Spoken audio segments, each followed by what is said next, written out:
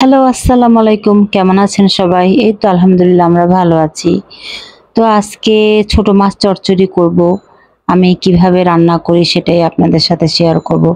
তো এখানে আমি গুঁড়া মাছ ভালো করে ধুয়ে নিয়েছি আর আম কাঁচামরিচ, পেঁয়াজ কেটে নিয়েছি, আলু কুচি নিয়েছি আর সাথে বেগুন নিয়েছি একটা আর মসলা নিয়ে নিয়েছি। তো আমি এখন এটাকে মাখিয়ে দেব। তো এখানে আমি সবকিছু নিয়ে নিচ্ছি।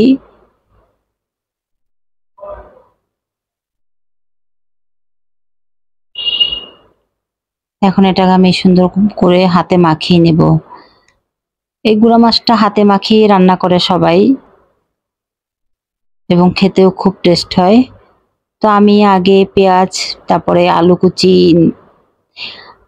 এগুলো সব মাখিয়ে নিচ্ছি। এই যে লাস্টে এখন আমি মাছটা দিয়ে দিলাম, কারণ মাছটা আগে দিলে ভেঙে যাবে।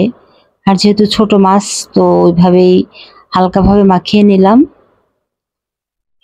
তো এই তো পরিমাণ মতন পানি দিয়ে দিচ্ছি, বেশি পানি দেব না, মাখা মাখা করে দিয়ে দিলাম। আর আমি এখানে একটু ঝালের পরিমাণটা একটু বাড়িয়ে দিয়েছি, কারণ ছোট মাছের ঝাল ঝাল না হলে আমার কাছে কেমন যেন মিষ্টি মিষ্টি লাগে। তো যে যেরকম ঝাল খান সে সেইভাবেই ঝাল দিবেন। আমি ছোট মাছ একটু ঝাল খেতে পছন্দ করি, সেজন্য একটু ঝালটা বাড়িয়ে দিয়েছি।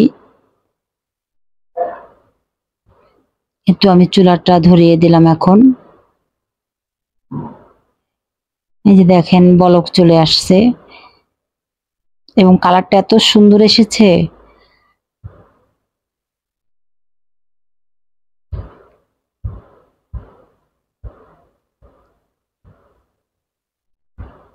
আর এই মাছটা হলো আমাদের বাড়ির থেকে মা যে পাঠিয়েছিল, সেখানে আমাদের পুকুরের মাছ। আর যখন রান্না করতেছিলাম খুব সুন্দর একটা স্মেল বের হচ্ছিল, কারণ যখন বাজার থেকে ছোট মাছ আনে ওরকম এত সুন্দর ঘ্রাণ আসে না। এই মাছটা দিয়ে এত সুন্দর ঘ্রাণ আসছিল। আর এই তো আমি লাস্টে একটু জিরার গুঁড়া দিয়ে দিলাম, কারণ ধনেপাতা ছিল না বাসায়, সেজন্য একটু জিরার গুঁড়া দিয়ে দিলাম।